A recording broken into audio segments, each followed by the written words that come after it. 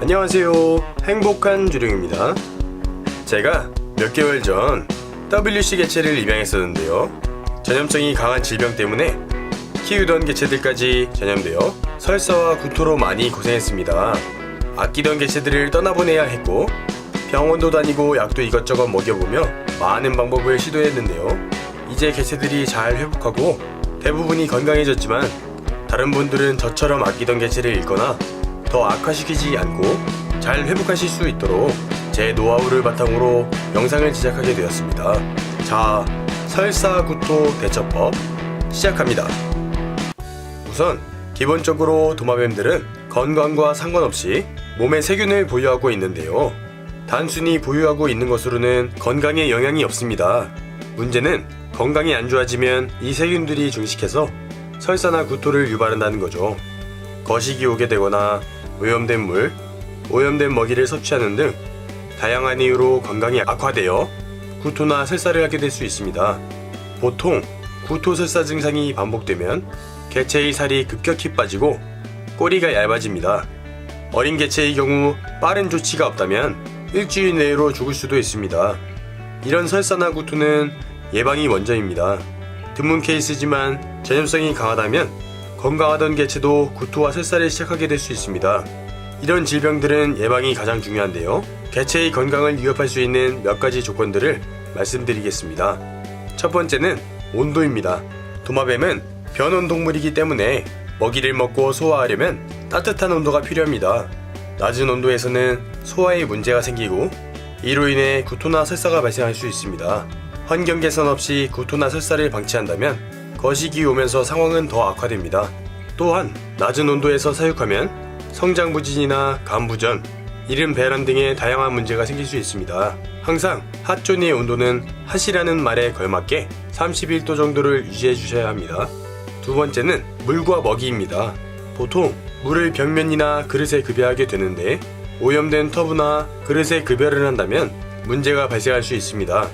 세균 번식이 활발해지는 여름철에는 고인물에도 세균이 번식하기 쉬워지므로 벽이나 천장에 맺힌 물을 먹고 문제가 생기기도 합니다. 이를 예방하기 위해 터브 내의 벽면이나 천장, 물그릇을 주기적으로 닦거나 소독해 주시는 게 좋습니다. 또 더러운 물질을 먹거나 죽은 지 오래된 먹이곤충을 급여할 시 대장균성 설사를 할 수 있기 때문에 예방을 위해 먹이곤충에게 건강한 먹이를 먹이시고 죽은 먹이곤충은 아까워하지 마시고 바로 버려주시는 게 좋습니다. 세 번째, 위생입니다. 개체가 생활하는 사육통에 변을 제때 치워주지 않는다면 몇 가지 위생상 문제가 발생할 수 있습니다. 특히 먹이로 오인해서 배변을 물거나 도마뱀의 배변을 먹은 먹이곤충을 잡아먹게 되면 여러 기생충에 감염될 수 있습니다.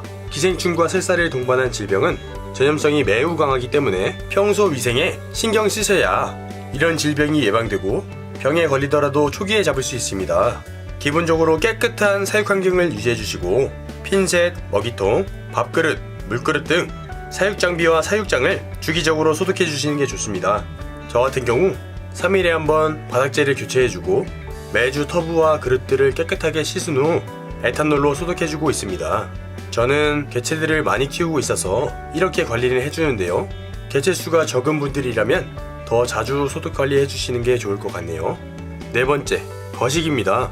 개체가 귀뚜라미 뒷다리에 찔려서 너무 큰 먹이를 먹어서 등 다양한 이유로 거식이 오는데요, 시작은 거식이지만 거식이 심화되면서 건강이 안 좋아집니다. 이는 건강 악화로 인한 세균 증식으로 설사를 유발할 수 있습니다.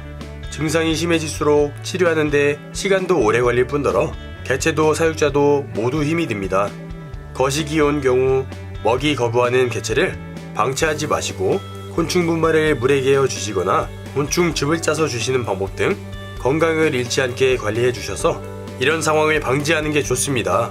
이렇게 말씀드린 4가지 조건들을 잘 생각해 보시고 지킬 건 지키고 조심할 건 조심하시면 대부분 건강하게 사육할 수 있으실 겁니다. 하지만 항상 변수가 있기 마련입니다. 지금부터는 이미 병에 노출되었을 경우에 대처법을 알려드리겠습니다. 병에 노출되면 개체와 사육자는 질병과 거식으로 긴 시간 힘들어질 가능성이 큽니다. 일시적 설사나 구토는 괜찮지만 원충 감염과 대장균성 질병 등은 심한 설사와 반복되는 구토로 개체의 건강이 순식간에 악화될 수 있습니다. 이런 증상은 뒤늦게 사육 환경과 먹이를 개선해도 약 없이 낫는 일은 보지 못했네요. 매우 급한 상황이라면 빠른 상황 판단을 하시고 가까운 파충류가 진료 가능한 동물병원에 가보시는 것이 최선입니다. 병원 방문할 때 준비물로는 가장 최근의 배변을 마르기 전에 주사기나 비닐봉지에 밀봉하여 담아 2시간 이내로 가져가시는 것이 정확한 진단에 도움이 됩니다. 개체가 질병 감염 초기이고 약이 있다면 집에서 케어하는 것으로 회복될 가능성은 있습니다. 약은 제가 아는 것들 중엔 메트로니다졸, 옴니쿠어, 설파제 등이 있습니다. 간단히 설명서에 나온 대로 말씀드려 보겠습니다. 메트로니다졸은 원충, 옴니쿠어는 광범위 기생충, 설파제는 대장균성 질병에 적용이 됩니다. 약에 대한 추천은 따로 드리지 않고 제가 급여하는 방법만 간단히 보여드리며 영상 마치겠습니다.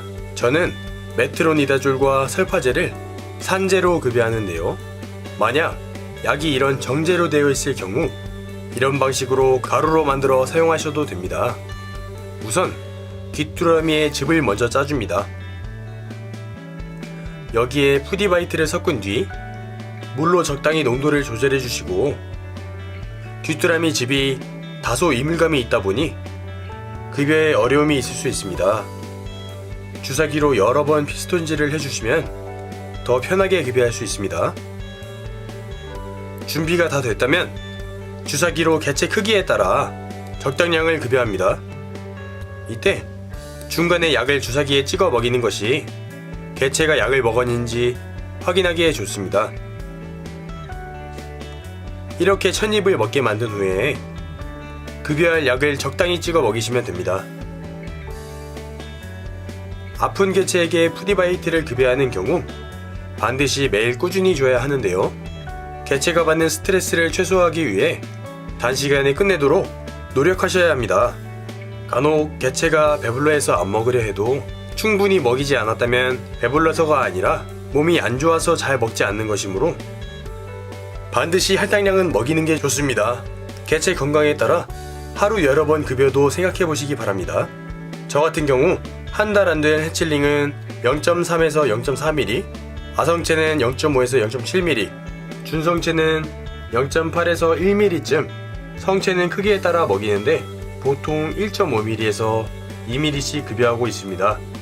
개체가 스트레스를 받으면 하품을 하거나 몸을 비트는 모습을 보이기도 하는데 이 경우는 먹이 급여를 잠시 쉬었다가 시간을 두고 다시 시도해 보시기 바랍니다. 무리하고 과다한 급여는 오히려 구토를 유발할 수 있으므로 소화하는 능력에 따라 다르게 급여하시되 토하지 않도록 천천히 양을 늘리셔야 합니다. 또한 전날까지도 먹이곤충을 먹을 생각도 없던 개체들이 건강이 회복되고 나면 갑자기 먹을 수 있습니다. 한 번씩 주사기 피딩 전 먹이곤충을 먹는지 확인해 보시기 바랍니다. 기생충 감염으로 인한 설사와 구토 시 이는 다른 개체들에게도 전염될 수 있으며 긴 잠복기 없이 증상이 바로 나타나는 특징이 있습니다. 제가 질병을 극복할 수 있었던 이유는 4가지인 것 같습니다. 첫 번째, 변 발견 즉시 바닥재 교체. 두 번째, 주기적인 소독 관리. 세 번째, 푸디바이트 등 밥은 조금씩 자주. 네 번째, 구비된 약품. 변 발견 시 바로바로 바닥재를 교체해주고 청결한 사육 환경을 조성해 주시기 바랍니다. 밥은 구토할 수 있으므로 많지 않게 조금씩 자주 주시는 것을 추천드립니다. 같은 렉사 안에서도 기생충이 옮아갈 수 있으니 여건이 되시는 분은 아픈 개체들을 떨어뜨려서 관리해 주시는 게 좋습니다. 의심 개체의 입에 닿았던 귀뚜라미는 절대 다른 개체에게 급여해서는 안 됩니다. 아까워 마시고 조금이라도 의심스럽다면 버리셔야 합니다. 전부터 개체들의 설사로 문의를 많이 주셔서 영상 제작의 필요성을 느꼈는데요. 많은 분들께 도움이 되었으면 좋겠네요. 영상을 다 보시고도 궁금하신 점 있으시면 댓글 달아주시기 바랍니다. 더 자세한 답변을 원하시면 네이버에 행복한 주룡을 검색하셔서 제 블로그 아무글에 댓글을 남겨주시면 더 상세한 답변을 드릴 수 있습니다. 지금까지 행복한 주룡이었습니다. 감사합니다.